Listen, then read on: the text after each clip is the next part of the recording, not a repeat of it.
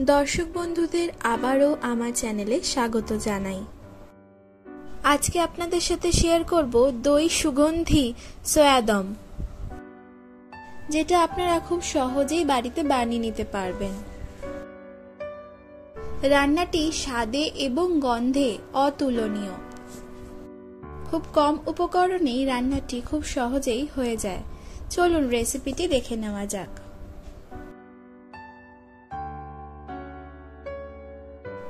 প্রথমেই 100 গ্রাম পরিমাণ মিনি সোয়া চাংস নিয়ে নিয়েছি। আপনারা চাইলে বড় দানার যে সোয়া চাংস গুলো সেটাও নিতে পারেন।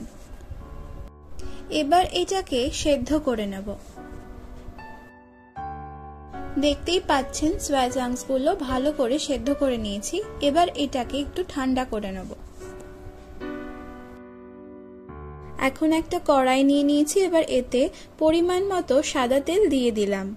এবার এই তেলটাকে ভালো মতো গরম হতে দেব। তেলটা এখন গরম হয়ে গেছে। এবার এর মধ্যে সেদ্ধ করে রাখা সোয়া চাংস গুলো দিয়ে দিচ্ছি। ভালো করে এখন নাড়িয়ে চাড়িয়ে হালকা করে ভেজে নেব। দেখতেই পাচ্ছেন সোয়া চাংস গুলো ভালো করে ভাজা হয়ে গেছে। এখন এটাকে একটি পাত্রে তুলে রাখলাম এবং ঠান্ডা হতে দেব। সোয়া চাংস গুলো ঠান্ডা হয়ে গেছে। এবার এর মধ্যে স্বাদ মতো নুন দিয়ে দিলাম। 1 চামচ ধনে গুঁড়ো দিলাম। এরপর হাফ চামচ জিরে গুঁড়ো দিলাম। 1 চামচ হলুদ গুঁড়ো দিলাম। এরপর 1 চামচ কাশ্মীরি লঙ্কার গুঁড়ো দিলাম। এরপর আগে থেকে ফেটিয়ে রাখা 100 গ্রাম টক দই দিয়ে দিলাম।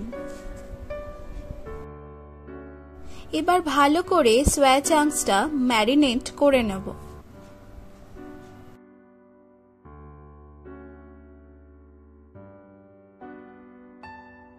ম্যারিনেট করা হয়ে গেছে। এবার এটাকে 10 থেকে 15 মিনিট রেখে দেব। এরপর একটি কড়াইয়ে পরিমাণ মতো সরষের তেল নিয়ে নিলাম এবং এই তেলটাকে ভালো করে গরম হতে দেব।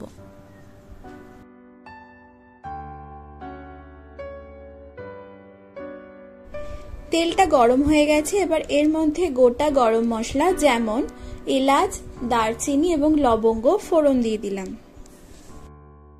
এরপর এর মধ্যে পেঁয়াজ কুচি দিয়ে দিচ্ছি।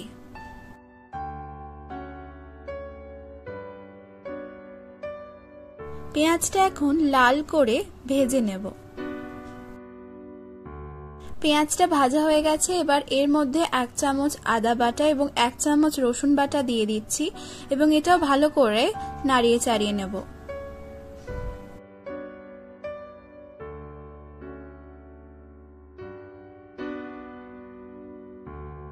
এরপর এর মধ্যে কাঁচা লঙ্কা কুচি দিয়ে দিলাম। আপনারা যেরকম ঝাল খেতে পছন্দ করেন ঠিক সেই পরিমাণ মতো কাঁচা লঙ্কা কুচি দিয়ে দেবেন।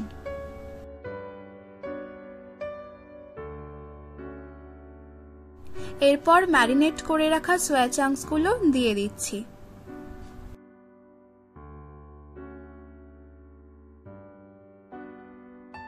এরপর ভালো করে নাড়িয়ে চাড়িয়ে কষিয়ে নেব। এরপর যে বাটিতে ম্যারিনেট করে রেখেছিলাম সেটায় অল্প পরিমাণ জল দিয়ে লেগে থাকা মশলা ভালো করে ধুয়ে দিয়ে দিলাম।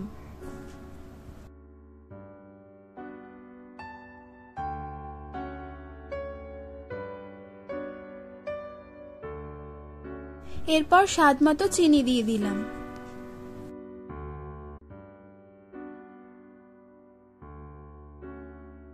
দেখতেই পাচ্ছেন এখন মশলা থেকে তেল বেরোতে শুরু করেছে।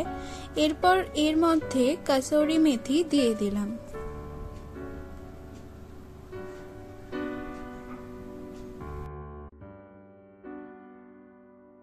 রান্নাটা এখন মোটামুটি হয়েই এসছে। এরপর আমরা গ্যাসটা অফ করে 5 মিনিট চাপা দিয়ে রাখবো। 5 মিনিট হয়ে গেছে। এবার ঢাকনাটা খুলে দিলাম। এখন আমাদের রেসিপি সম্পূর্ণ তৈরি। এবার এটাকে পরিবেশন করে নেব।